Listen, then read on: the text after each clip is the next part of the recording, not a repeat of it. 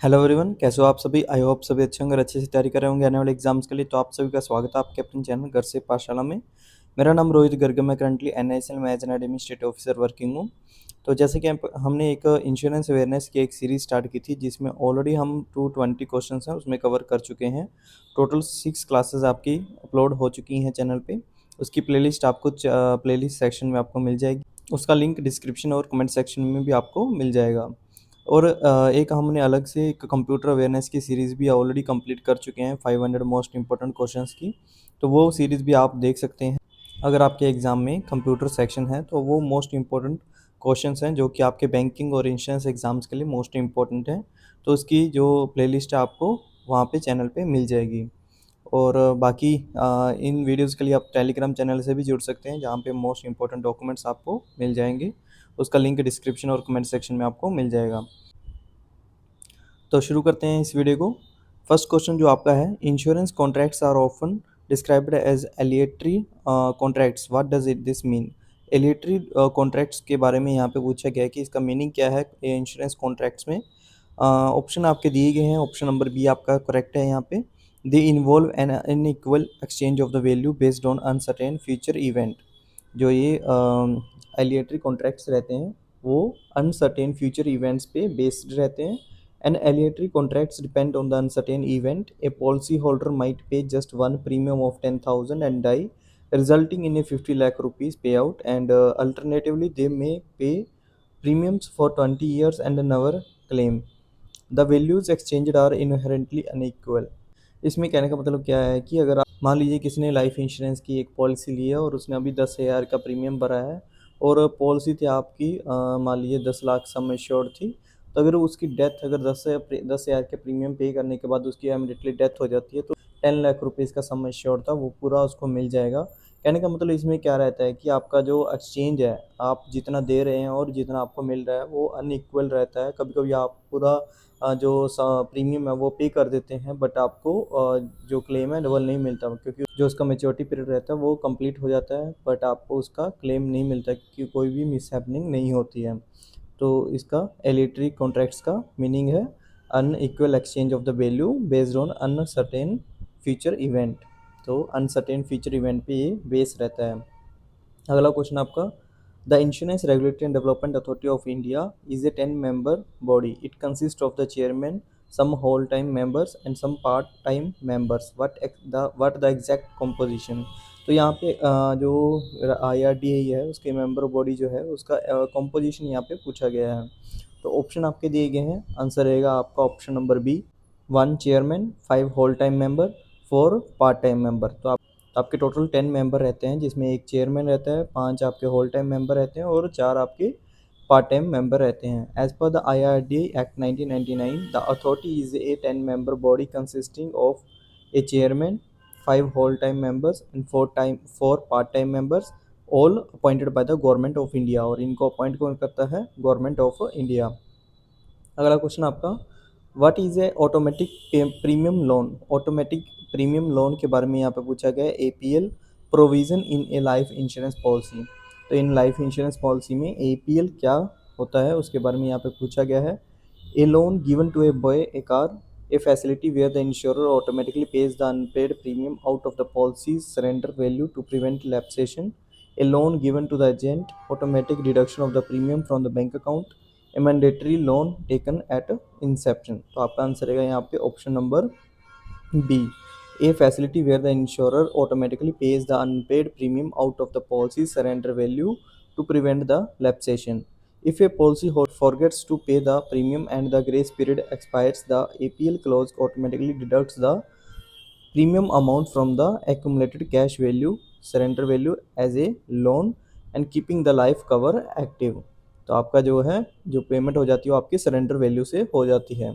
अगला क्वेश्चन आपका, under which crucial section of the insurance act 1938 is it stated that no life insurance policies can be called into question on the grounds including fraud and misstatement after the completion of the 3 years।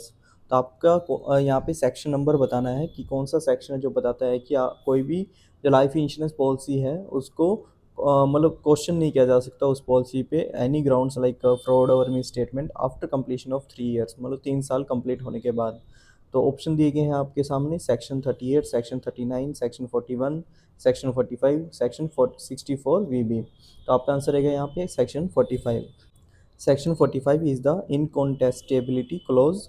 After 3 years from the date of the issuance or revival, the insurer cannot reject a death claim on any ground whatsoever, protecting the nominee from the endless litigation.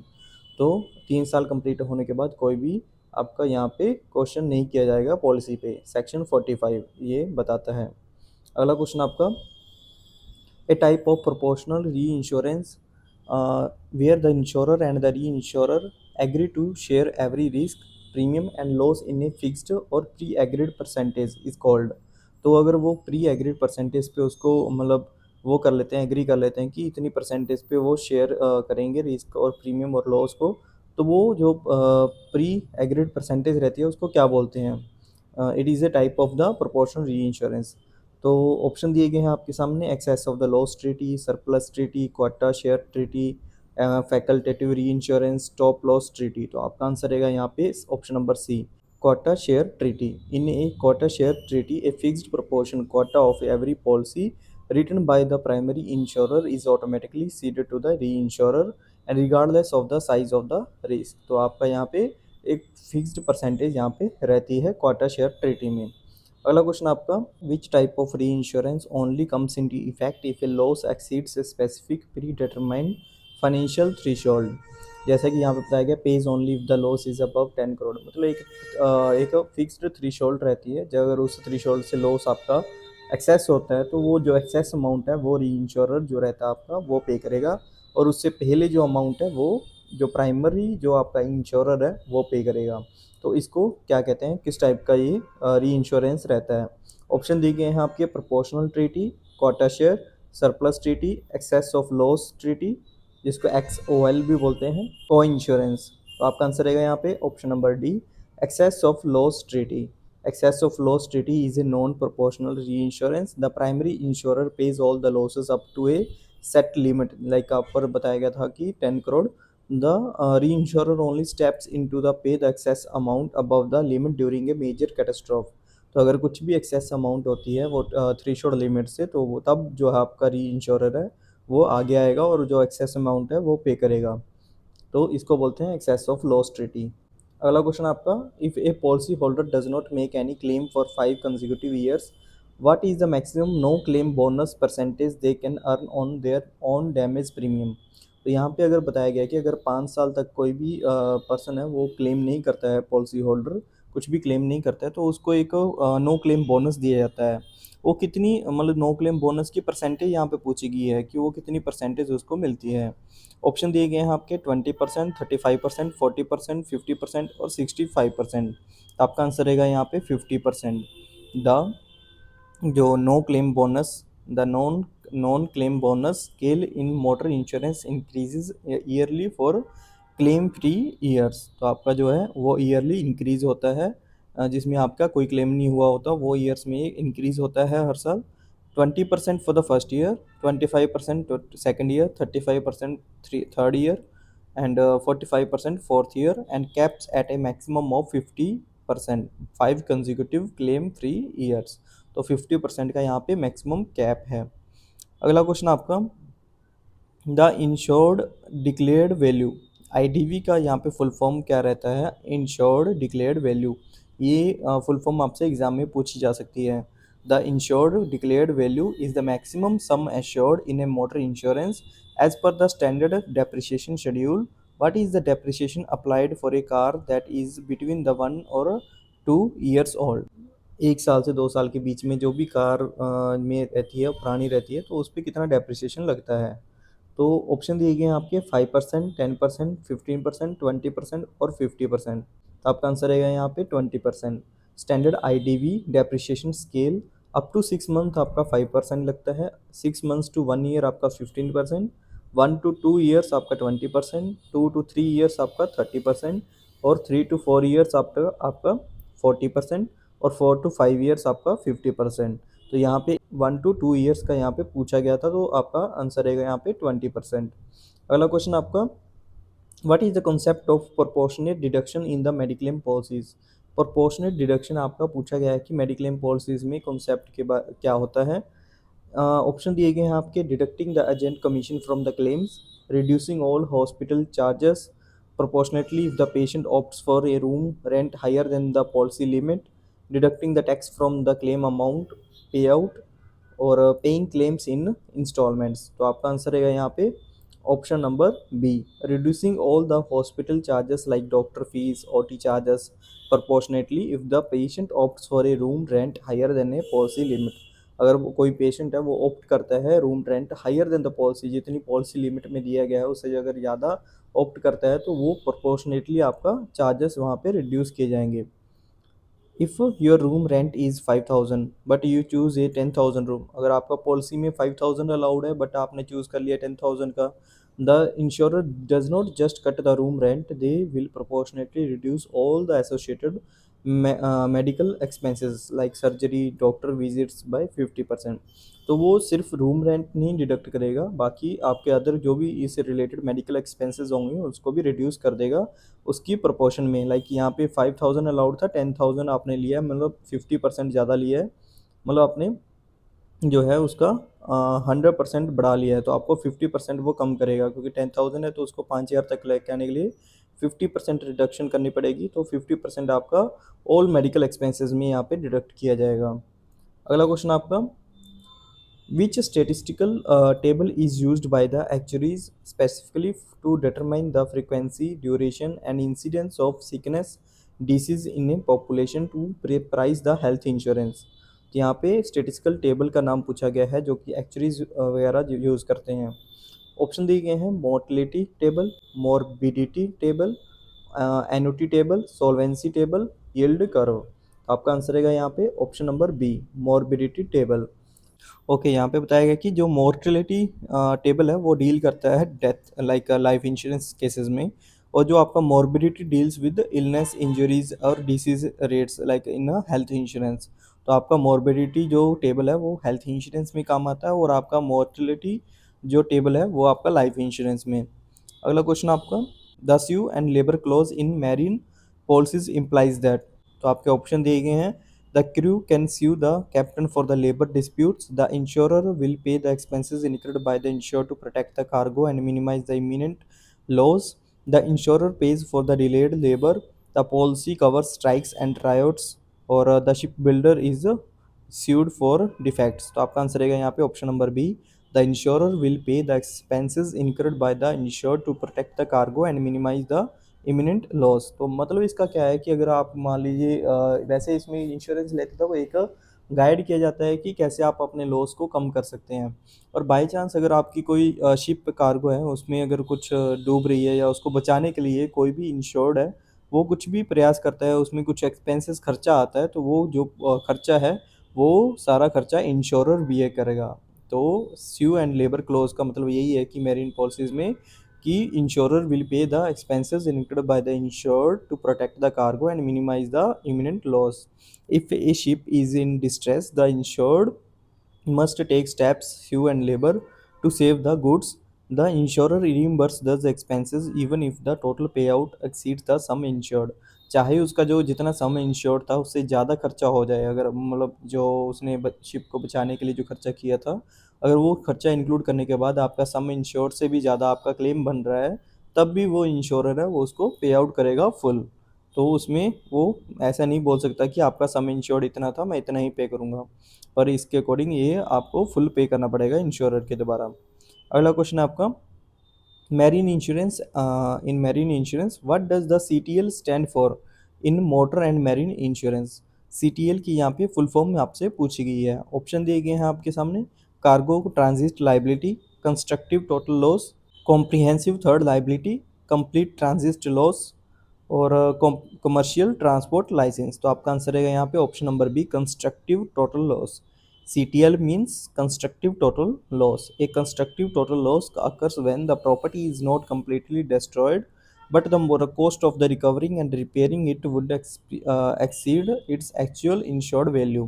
It economically treated as a total loss। तो आपका CTL का means क्या रहता है, constructive total loss, constructive total loss. अगला question आपका, which insurance policy protects the manufacturers and the sellers against the legal liability arising from the injuries or damages caused to the consumer by a defective item they sold। तो insurance policy का नाम बताना है जो कि manufacturers और sellers bye करते हैं, ताकि वो जो लीगल लायबिलिटी रहती है, जैसे कि उन्होंने कोई डैमेज प्रोडक्ट है, बाय चांस कुछ चीज़ें डैमेज हो जाती हैं शॉप पे, बट उन्होंने बेच दी वो कस्टमर को और कस्टमर बीमार पड़ गया तो उसने केस कर दिया, तो ऐसे सिस्टम में कौन सी पॉलिसी है जो मैन्युफैक्चरर और सेलर्स को बचाव करती है। तो ऑप्शन दिए गए हैं आपके सामने, public liability, professional indemnity, product liability insurance, employers liability, directors and officers liability. आपका आंसर रहेगा यहाँ पे option number C, product liability insurance. Product liability covers the legal costs and compensations if a product like bursting smartphone battery, contaminated food causes the bodily injury और property damage to a consumer. कोई भी आपका injury होती है customer को या property damage होता है तो उसके रिगार्डिंग ये कवर प्रोवाइड करता है आपका मैन्युफैक्चरर और सेलर्स को, प्रोडक्ट लायबिलिटी इंश्योरेंस। अगला क्वेश्चन आपका, an annuity plan that guarantees the pension pay outs for a specific period number of years, specific fixed number of years regardless of whether the annuitant lives और dies during that period. मतलब अगर एनुटेंट जो रहता है, जो policy holder है, वो अगर डेथ भी हो जाती है तो उसको फिर भी जो एनुटी पेंशन अमाउंट है आपकी मिलती रहेगी। तो ऐसे ही आपको एनुटी प्लान का नाम बताना है। ऑप्शन दिए गए हैं आपके, life annuity, joint life annuity, deferred annuity, annuity certain, variable annuity. तो आपका आंसर रहेगा यहाँ पे option number D, annuity certain. In an annuity certain payments are guaranteed for a fixed term. जैसे कि आपकी 10 साल तक आपको एनुटी मिलती रहेगी, एक फिक्स रहता है पहले ही, तो उस 10 साल में अगर उसकी डेथ भी हो जाती है एनुटेंट की, तब भी वो पेमेंट आपकी मिलती है उसके फैमिली मेम्बर्स को। If the annuitant dies before the terms ends the remaining pay outs go to the nominee after the fixed term end payment stops. मतलब अगर आपका फिक्स्ड टर्म मतलब कंप्लीट हो जाती है तो आपकी जो पेमेंट्स हैं वो रुक जाती हैं।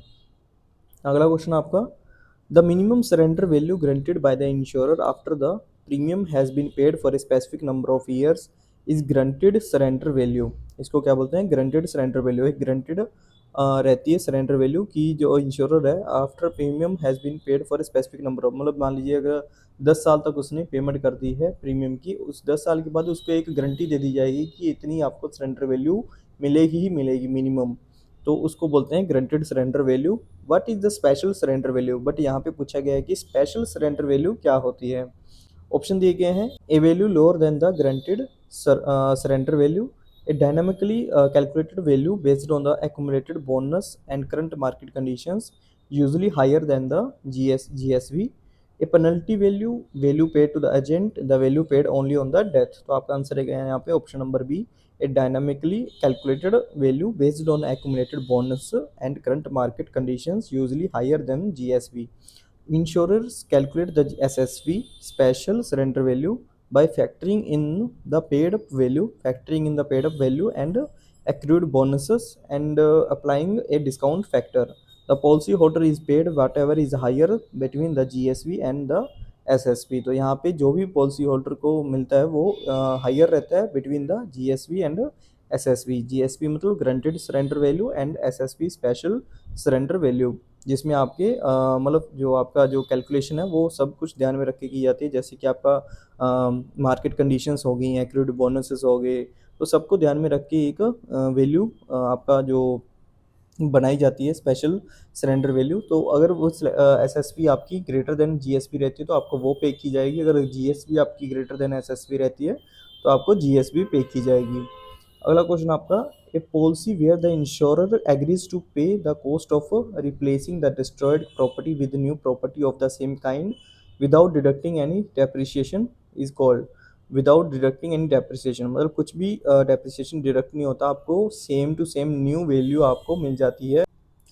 कहने का मतलब अगर कोई भी बिना डेप्रिसिएशन का घटाए, जैसे कि आपने कोई चीज़ यूज़ की है उसके बाद उसका डेप्रिसिएशन जरूर लगता है ना, बट बिना डेप्रिसिएशन कम किए आपको सेम चीज़ आपको दोबारा से नई आपको प्रोवाइड कर दी जाती है, तो उस चीज़ में उस पॉलिसी का नाम बताना है कि उसमें उस पॉलिसी का नाम क्या है जो जिसमें आपका डेप्रिसिएशन डिडक्ट नहीं होता है, आपको अगर आप क्लेम करते हैं तो आपको सेम सिचुएशन में डाला जाता है। जैसे कि आपने स्टार्टिंग में अगर न्यू परचेज़ किया तो आपको न्यू थिंग है वो आपको प्रोवाइड की जाती है, चाहे उसकी आपको नई चीज़ दोबारा से प्रोवाइड कर दी जाए या उसकी वैल्यू आपको प्रोवाइड कर दी जाए, तो उसको क्या बोलते हैं।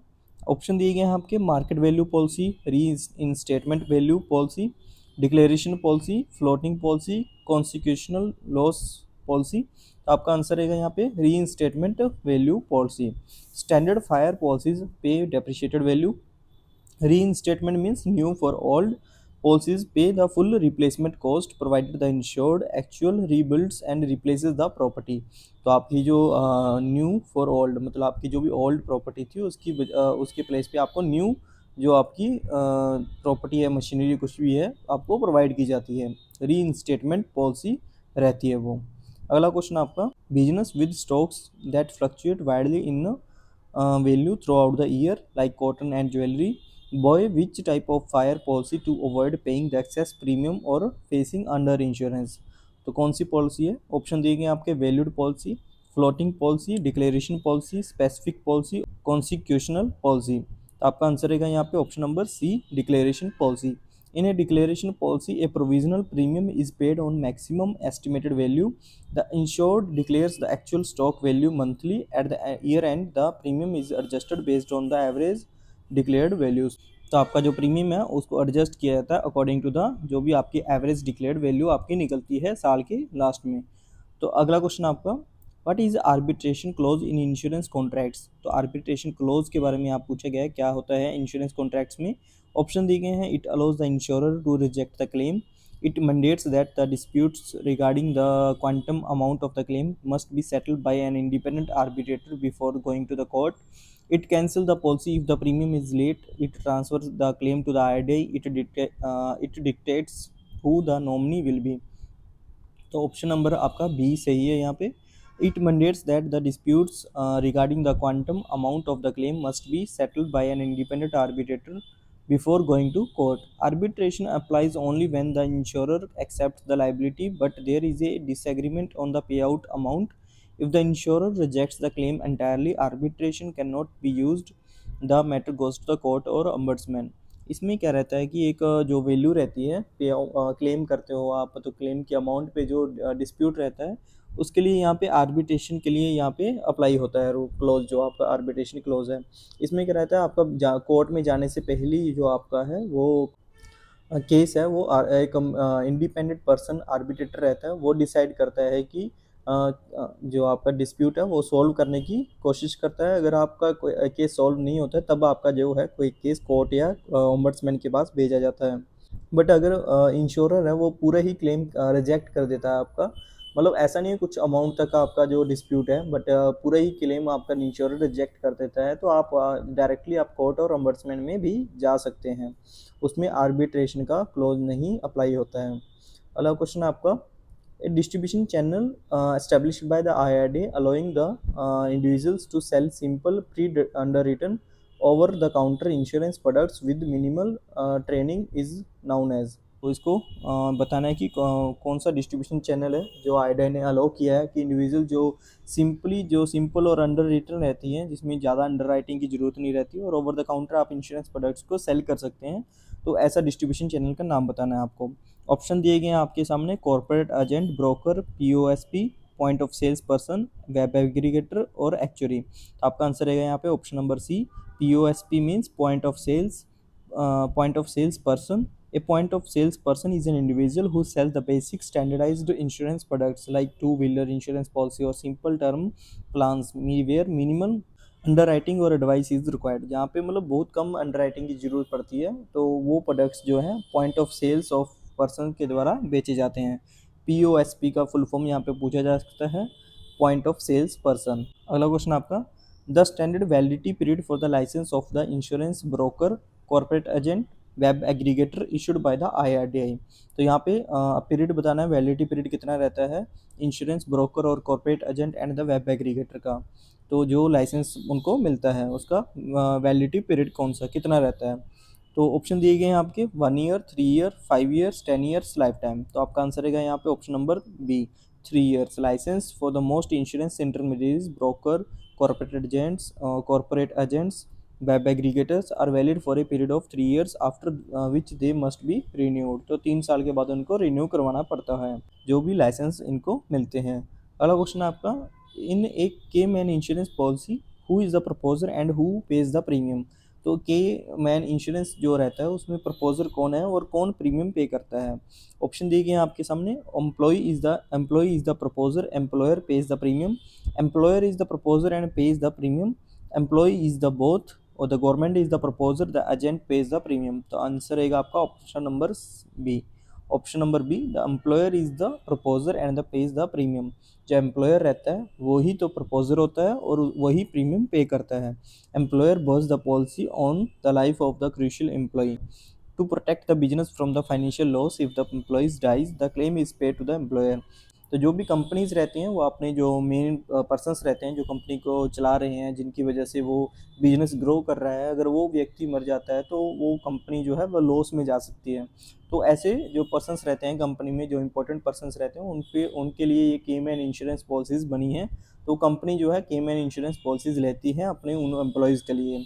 तो जो एम्प्लॉयर है मतलब कंपनी, वही प्रपोजर होती है और वही प्रीमियम को पे करती है। तो अगला क्वेश्चन आपका, the 3 fundamental elements used by the actuary to calculate the premium for a life insurance policy. तो लाइफ इंश्योरेंस पॉलिसी के लिए जो एक्चुअरी रहता है वो कौन से 3 फंडामेंटल एलिमेंट्स हैं वो यूज़ करता है प्रीमियम डिसाइड करने के लिए। ऑप्शन आपके दिए गए हैं, age, gender, location, mortality, interest, expenses, loading जिसको बोलते हैं, commission, tax and profit, claim ratio, reinsurance, solvency, income and health and nominee.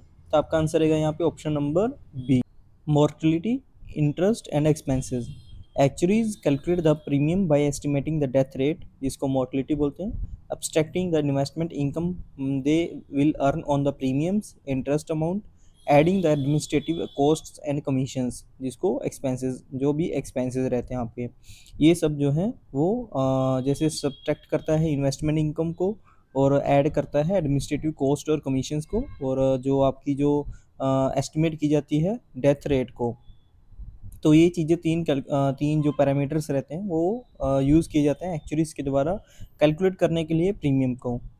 अगला क्वेश्चन आपका, a financial instrument issued by the insurers reinsurers to transfer the extreme risk like massive earthquakes और hurricanes directly to capital market investors is known as. Option दिए गए आपके, sovereign gold bonds, catastrophe bond, unique linked bond, surety bond, municipal bond. तो आपका answer रहेगा यहाँ पे option number B, catastrophe bond. CAT जो कैटास्ट्रोफ बॉन्ड रहते हैं आपके, pay high interest to the investors but if a specified catastrophic event occurs the investors lose their principal and the money is used by the insurer to pay the massive claims। तो इनको बोलते हैं catastrophe bond. अगला question आपका, entities like Policy Bazaar that compile and compare prices and features of various policies across the multiple insurers are licensed by the IRDAI as। Option दिए गए हैं, insurance marketing firms, direct brokers, insurance web aggregators, corporate agents और आपका TPA। तो आपका answer रहेगा यहाँ पे इंश्योरेंस वेब एग्रीगेटर्स। उनको जो है लाइसेंस दिया जाता है as a insurance web aggregators. Web aggregators maintain the websites providing the interface for comparing and buying the insurance products of different insurers। यहाँ पे वेबसाइट पे आपके बहुत से इंश्योरर्स के जो प्राइसेस हैं वो रहते हैं, इंश्योरेंस पॉलिसीज़ के प्राइसेस और उसकी फीचर्स वगैरह वहाँ पे रहते हैं, जिनको आप कंपेयर करके आप उनको परचेज कर सकते हैं, बाई कर सकते हैं। तो इनको लाइसेंस दिया जाता है as a insurance web aggregator IRDAI के द्वारा। अगला क्वेश्चन आपका, which of the following is considered a standard universal exclusion and is almost never covered by any life or general insurance policy? Accidental death, damage by the flood, war, invasion and nuclear radiation, earthquake damage और death by the heart attack। तो आपका answer रहेगा यहाँ पर option number C, war, invasion and nuclear radiation। Due to the catastrophic and unpredictable nature of the war, nuclear fallout and thus risks are universally excluded from the standard insurance contracts to prevent the insurer's insolvency।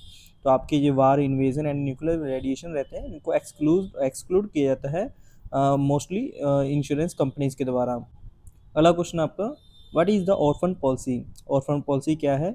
A policy for the orphan children, the policy where the life assured has died, a policy whose servicing agent has left the insurance company और died, a policy with no nominee, a policy that has lapsed, तो आपका answer रहेगा यहाँ option number C, a policy whose servicing agent has left the insurance company और died. When an agent terminates their agency, the policies they sold become orphan policies, मतलब जो agent है जिससे हमने एजेंट से पॉलिसीज परचेज की थी वही कंपनी को छोड़ के चला जाता है, तो हमारी पॉलिसी जो है वो ऑर्फन बोली जाएंगी। The insurer usually reassigns them to the active agents for continuous servicing, तो जो पॉलिसीज रहती हैं उनको इंश्योरर अगेन दूसरे किसी एक्टिव एजेंट को ट्रांसफ़र कर देता है ताकि वो सर्विस प्रोवाइड कर सके। अगला क्वेश्चन आपका, the periodic process where an actuary evaluates a life insurance company's assets against its future liabilities to determine if there is a surplus to distribute as a bonus is called।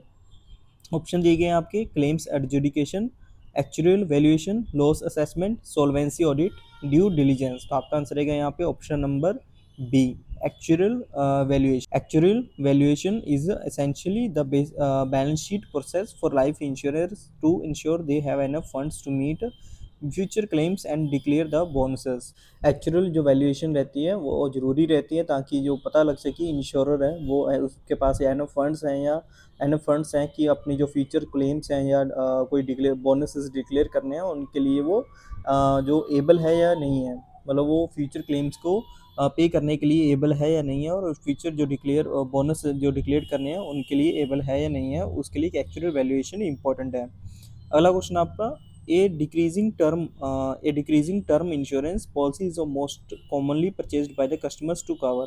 जो decreasing term insurance policy है वो commonly purchased by the customers to cover, क्या cover करने के लिए ली जाती है mostly customers के द्वारा, child education, retirement planning, outstanding mortgage और home loan, wealth accumulation, stock market losses, तो आपका आंसर रहेगा option number C, outstanding mortgage और home loan. In decreasing term plan, the sum assured reduces every year, perfectly matching the declining outstanding balance of a home loan. If the borrowers dies, the policy pays off the bank। मतलब जो आपके अगर borrower मर भी जाता है तो उसकी जो पॉलिसी है वो पे कर देती है बैंक को जो भी अमाउंट उसकी होम लोन की अमाउंट जो भी रहती है। तो जो डिक्रीजिंग टर्म प्लान है वो आपका आउटस्टैंडिंग मॉर्टगेज और होम लोन्स के लिए होम लोन्स को कवर करता है, उसके लिए ही मोस्टली कस्टमर्स के द्वारा परचेज किया जाता है, और ये इसका जो सम एश्योर्ड है वो रिड्यूस होता है every year.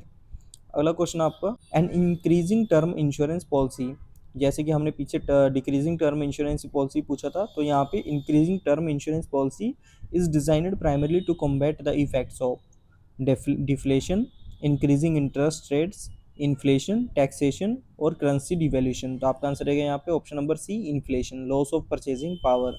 The sum assured automatically increases by the fixed percentage each year to ensure the death benefits maintains its real value and purchasing power against inflation। तो इन्फ्लेशन के लिए आपका increasing term insurance policy जो है वो ली जाती है। अगला क्वेश्चन आपका, which specific clause in marine insurance provides cover for damage to the ship's hull and machinery caused by the negligence of the master, officer और crew और by latent defects in machinery। तो कौन सी जो specific close है उसका नाम बताना है आपको। ऑप्शन दिए गए हैं, FPA clause, Inchmaree clause, sue and labour clause और रनिंग डाउन क्लोज और जनरल एवरेज क्लोज, तो आपका आंसर रहेगा option number B, Inchmaree clause. Inchmaree clause जो रहता है आपका named after famous ship case, the Inkumari clause was added to the marine policies to cover the internal latent defects and negligence of the crew which were historically not covered। पहले इसको cover नहीं किया जाता negligence of the crew को, but जो भी defects लेते थे तो अभी जो है उसके लिए एक स्पेशल क्लोज है, इनकुमारी क्लोज। अगला क्वेश्चन आपका, A comprehensive policy tailored for jewelry stores covering risks ranging from shoplifting, theft, in transit losses to window smashing is called burglary policy, fidelity policy, jewellers block policy, transit policy, vault insurance, तो आपका answer रहेगा यहाँ पे jewellers block policy.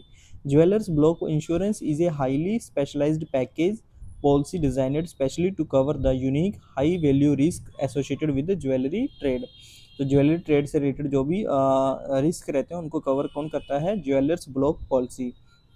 अगला question आपका, if a life insurance prospects has a risky hobby और a minor pre existing health condition, the underwriter may accept the risk but impose a lien, what does a lien mean. तो lien का मतलब यहाँ पे पूछा गया है, option दिए गए हैं charging double premium, refusing to pay any claim, paying a reduced death benefit if the death occurs within the first few years gradually increasing to the full sum assured later, forcing the person to quit the hobby, keeping the policy document with the insurer. Answer रहेगा आपका option number C, paying a reduced death benefit if the death occurs within a few years. मतलब आपका अगर death, उनको पता है कि पहले से इसकी कोई हेल्थ कंडीशंस बेकार हैं, तो वो उसके अकॉर्डिंग वो पॉलिसी बनाते हैं जिसमें लीन वो इम्पोज करते हैं। इसमें लीन का मतलब क्या रहता है कि अगर आपकी डेथ पहले कुछ सालों में हो जाती है तो आपको एक रिड्यूस्ड डेथ बेनिफिट्स आपको पे किए जाएंगे, gradually increasing to the full sum assured later, जो कि आपके बाद में इंक्रीज होते जाएंगे to the full sum assured जो आपको किया गया है। Instead of rejecting the applicant or charging a heavy extra premium, the insurer places a lien if the death occurs early. Only a percentage of the SA is paid. तो यहाँ पे लीन का मतलब क्या है कि अगर फिक्स्ड टर्म आपसे लिए लिखी जाती है उसमें कि आपका अगर डेथ जल्दी हो जाती है तो आपको इतनी परसेंटेज ऑफ द आपका सम एश्योर्ड आपको पे की जाएगी।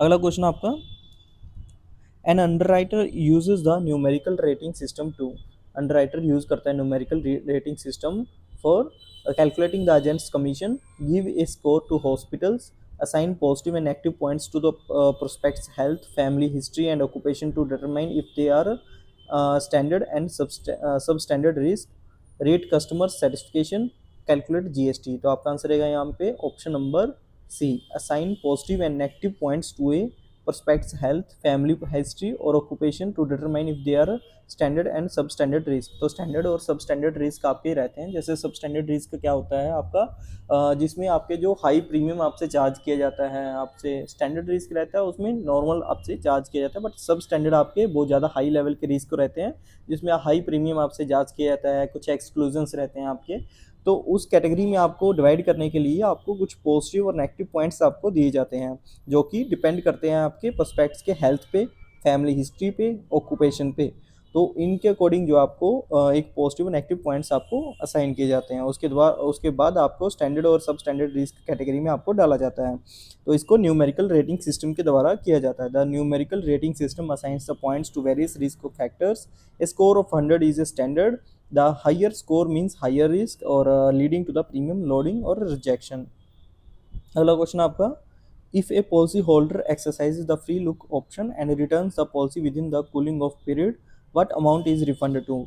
अगर मान लीजिए फ्री लुक पीरियड जो ऑप्शन रहता है उसमें आपको ऑप्शन दिया जाता है कि आपको अगर पॉलिसी पसंद नहीं आती है तो आप उसको कैंसिल करवा सकते हैं।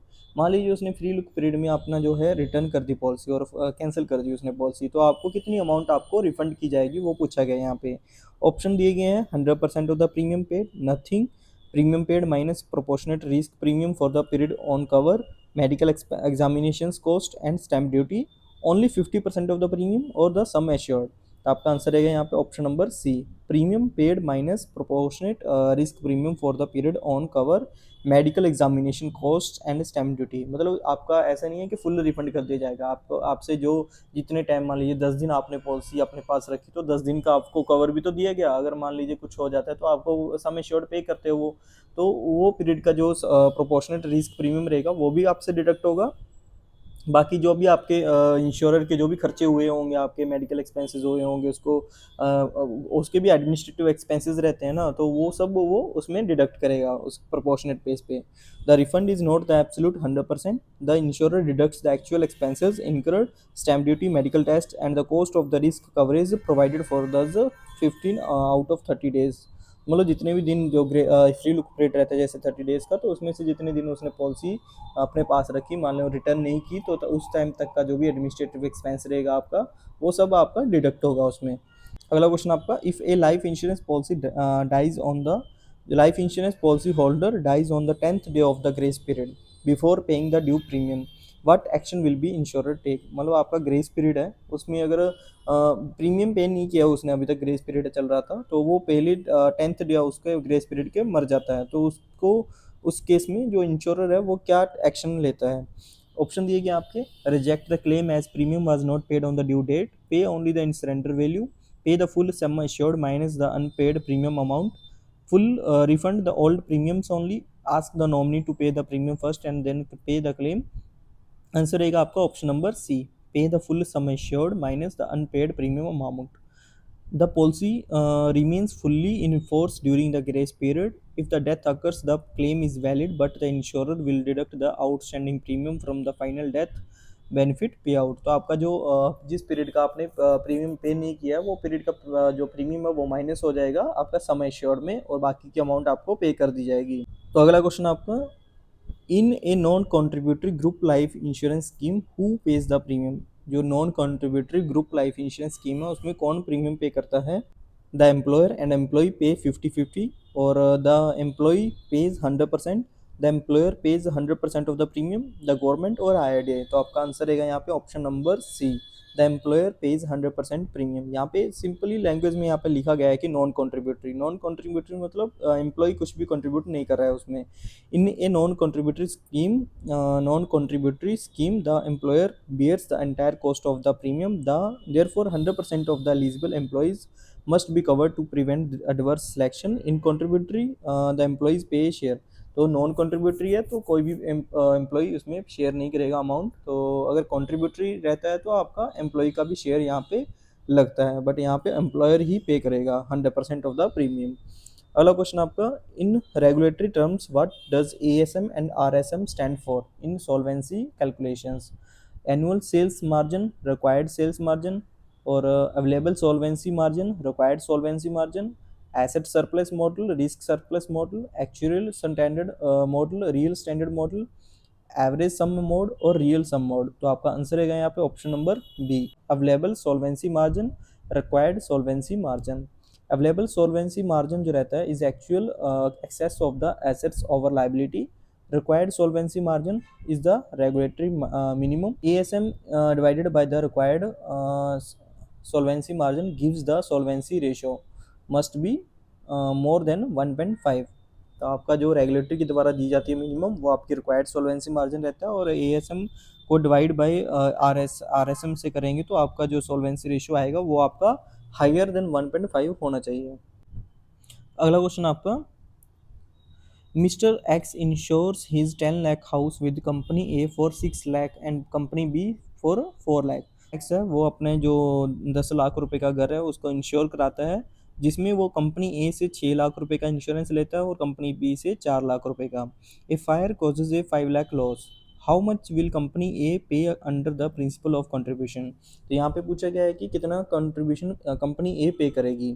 तो ऑप्शन दिए गए हैं 5 लाख रुपीज़, 2.5 लाख और 3 लाख, 2 लाख और 6 लाख। तो आपका आंसर रहेगा यहाँ पे option number C, 3 lakh rupees.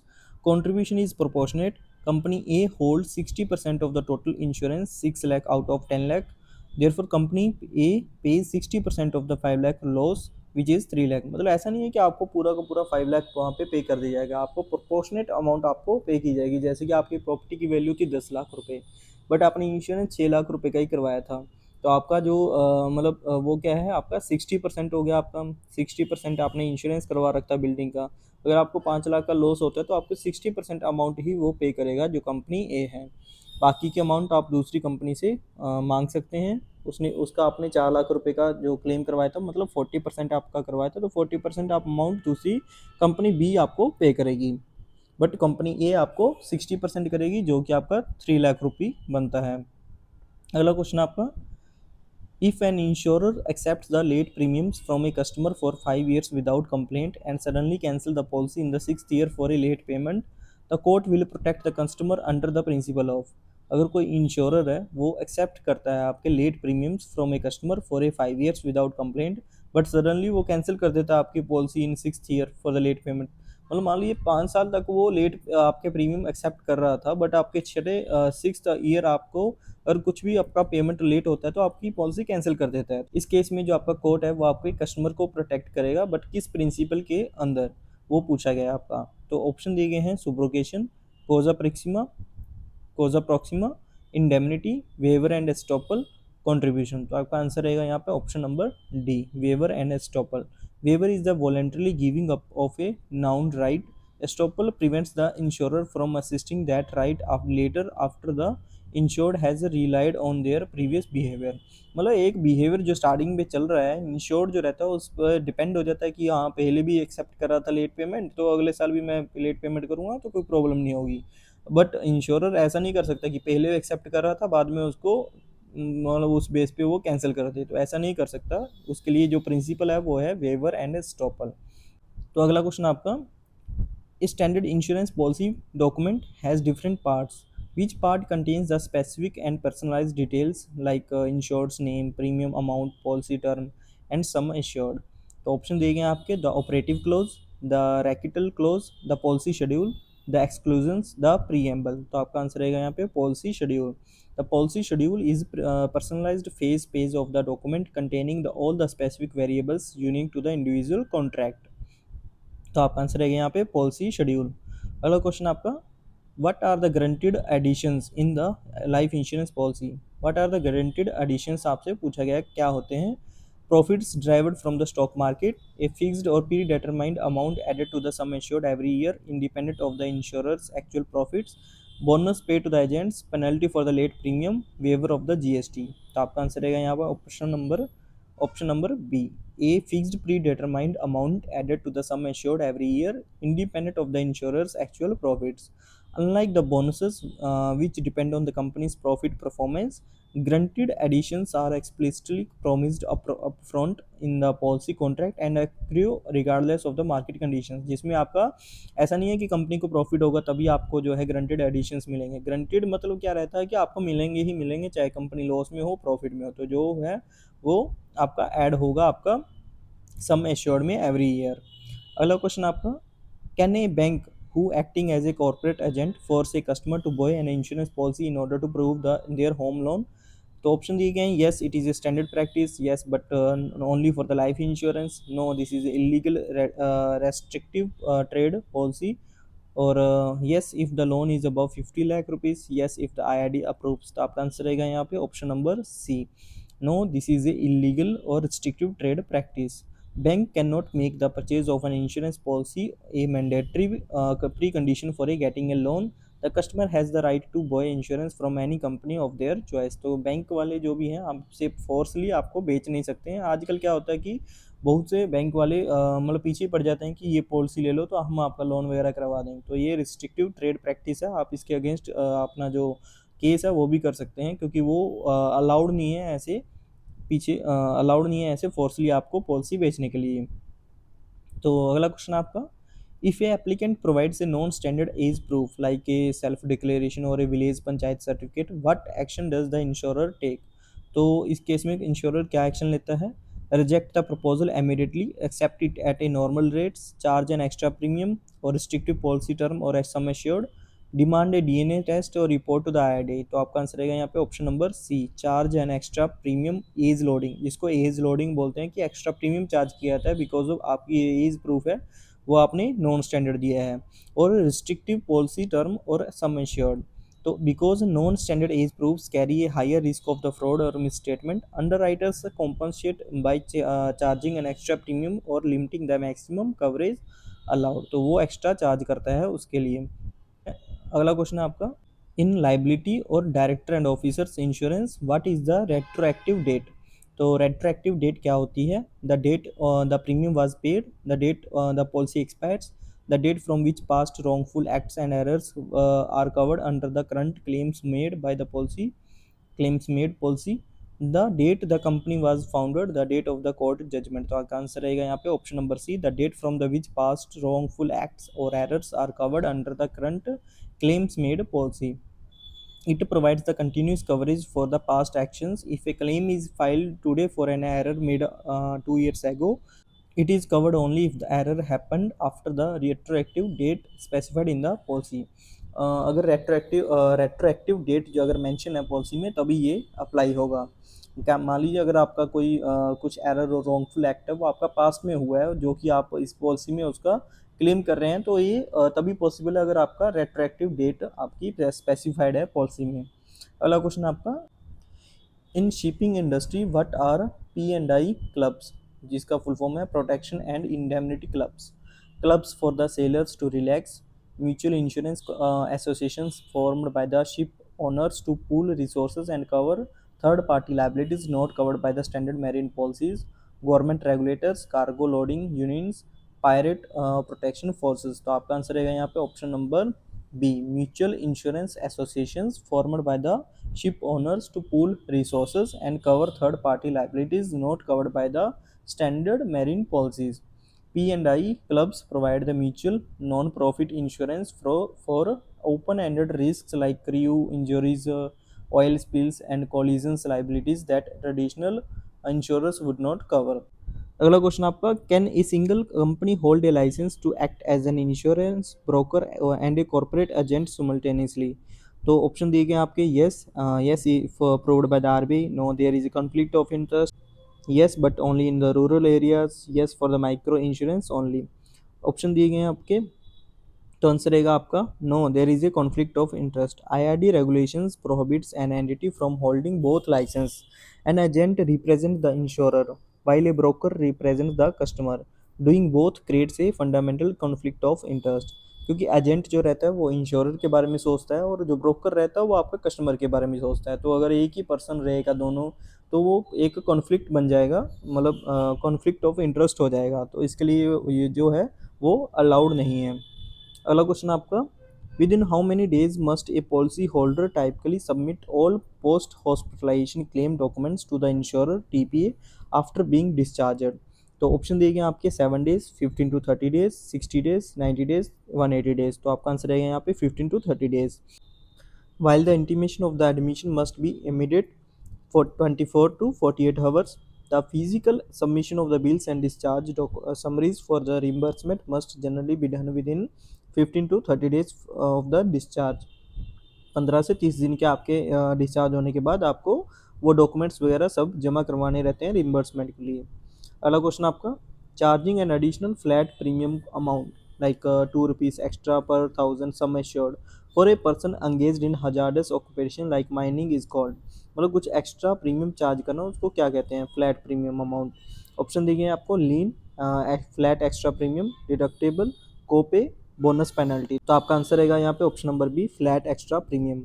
A flat extra premium is a constant additional charge applied when the risk is constant and does not increase with age, such as risk of accidental death in dangerous jobs।